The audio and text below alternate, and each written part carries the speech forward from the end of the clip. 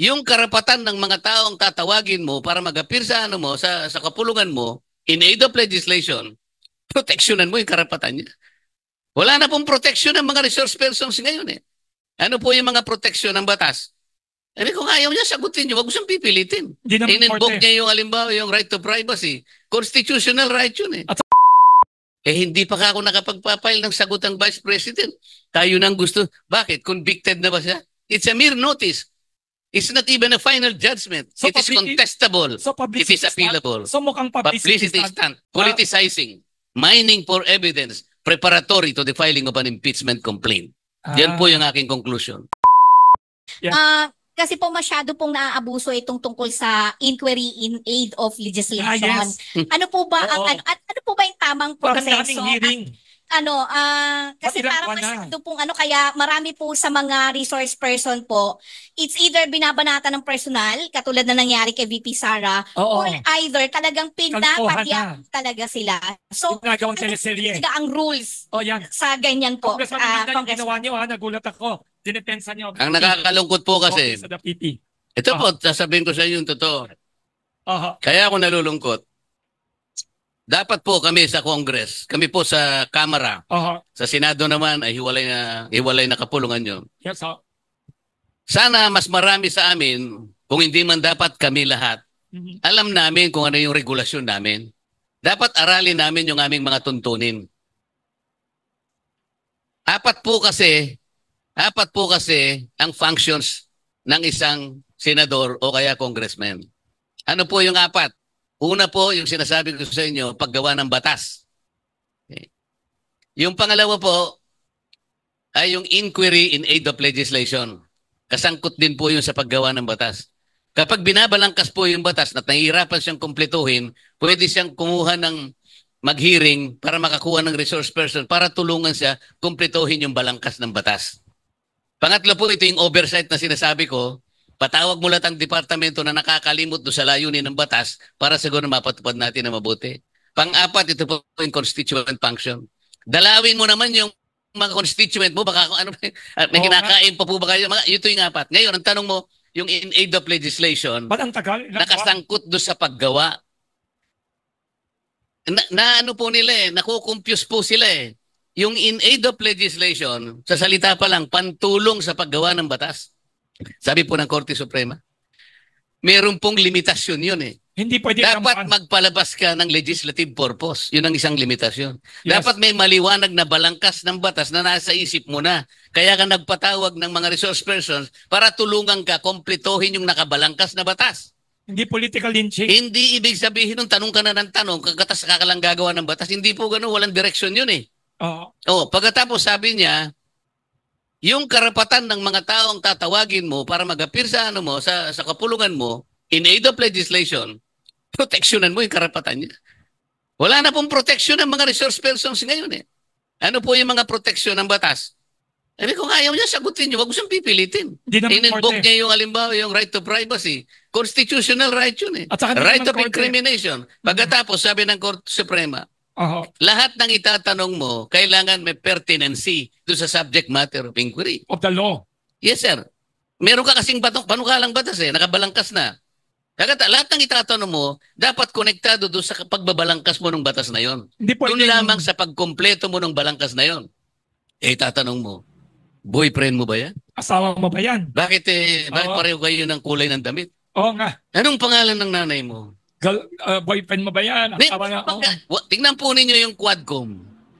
Napansin niyo po ba kung ba tayo ako sumama dyan? Wala po akong nakitang legislative purpose. Ang sabi ng Constitution, sabi ng Korte Suprema, there should be a legislative purpose. Yun po yung limit.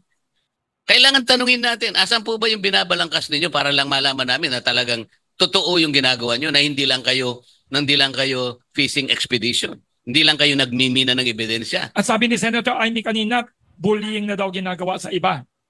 Nabubuli nga po sapagkat sasabihin ng isa, pwede po bang hindi ko nasagutin yun? Dapat sana pinayagan mo. Kaya sapagkat ang tinatanong mo, wala namang kaugnayan sa gusto mong isagot niya dahil wala kang legislative purpose.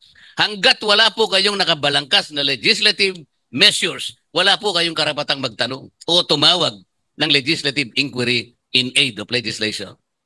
Maliwanag po yan. Ang galing ni Congressman Marcoleta. Ay, may tanong dito sa kaliwa. Yes. Pakilala, anong name ninyo? Yes. So good afternoon po, Congressman Marcoleta. I'm Mean Dumagit po from EuroTV. Ang question ko lang po in connection po sa question ni Ma'am Cathy. Nabanggit nyo na ang power of the purse ay inherent sa Kongreso at hindi dapat questionin. Ang tanong ko po, paano nyo po maaayon ito sa mga concerns tungkol sa umano'y inefficiency sa paggamit ng budget ng OVP? Sa tingin nyo po ba kailangan pa ng mas malalim na investigasyon o sapat na ang naging presentasyon ng OVP sa budget hearing bilang form of accountability? Yung po kasing pagtatanong ng mga kasama ko ay pinagsama-sama po nila. Kinukonekta nila sa maling kaparaanan. Yung pong tinatawag na budget briefing ay ipanahon po para lahat ng ahensya, kasama na po yung Office of the Vice President and even the Office of the President, para ilahad lamang po sa amin, ito po yung aming budget proposal. Example po yung budget ng OBP, 2025. Sa tradisyon po namin, yung dati namin ginagawa, magmula po na ako'y pumasok sa Congress, 13 Congress po, nandyan na ako, 2004. 3 Vice Presidente na po ang nakita ko na nag-propose ng kanilang budget. Noli de Castro, Jojo Binay, Leni Robredo. Ang tradisyon po, dahil siguro sa paggagalangan sa 3 dakilang bahagi ng ating pamahalaan, hindi na po tinatanong pagka pinag-uusapan is the proposed budget. Propose lang. Pinapasok po nila yung accountability. Yung accountability po, papasok lamang kapag nandun na tayo sa pagkakagasta ng budget. Hindi yung mismo nagpo-propose lang. Ang tinatanong nila, hindi naman ang 2025, ang tinatanong nila is 2023 budget. Huwag niyong pagsamahin yun, sabi ko sa kanila.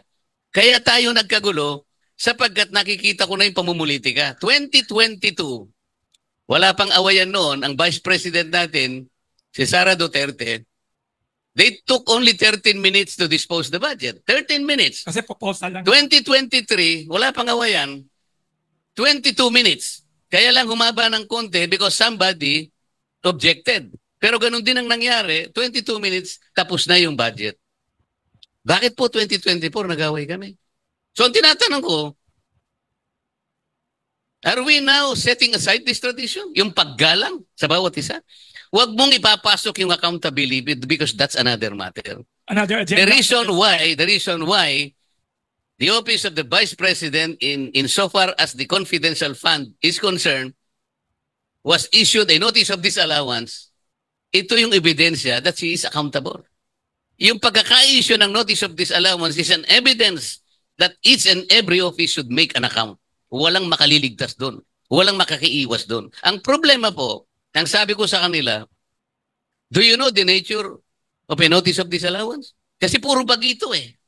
Hindi naman nila, sabi ko, the notice of disallowance is a mere notice notifying that office that it should clear some of the things that she needs to produce. Halimbawa, wala po yung supporting document, wala po yung ibang requisites na kailangan para po maging allowed lahat ng expenditures.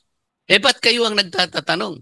Inisyuhan pa lang August 7, 2024. That means the Office of the Vice President has 6 months to be able to make an explanation. Bakit tayo nang naglululundag na pati yung salitang naglululundag, ayaw nila. They were so eager, gigil na gigil lahat, trying to jump on the Vice President. Wala na po yung galangan eh. Ang sabi ko, kung ganito tayo, ba't yung budget natin sa House of Representatives? No one is questioning. No one is defending. Did you know that? Walang tumayo para i-depensa yung budget namin. Na siguro higit na malaki kaysa budget ng Office of the Vice President. Nobody stood up to question our budget. Why? Paggagalangan nga po eh. Office of the President, dumating ba yung President? No. Yun pong accountability will come in dun po sa pagsisiyasat kung tama na yung pagkakagasta. Hindi pa ako nakapagpapail ng sagot ng Vice President.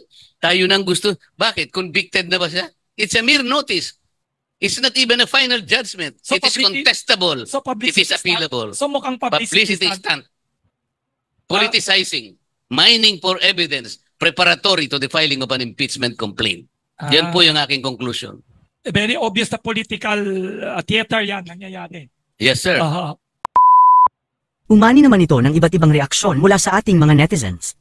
Ayon kay Roberto Lines, I will campaign and vote for Kong Marcoleta. Banat lang ng banat sa kalaban, bossing. Pahayag naman ni Carlos Calwit, bagay talaga sa iyo ang tawaging honorable. Salamat po sa inyong paninindigan. At ito naman ang saloobin mula sa ating kababayan na si Mayet Butek. Nakakahiya nga sila. Tapos ang astig pa at may pasigaw-sigaw pang nalalaman, halata naman na bias ang pagtatanong nila. Mga kababayan, feel free to comment below para maglabas ng saloobin sa balitang ito.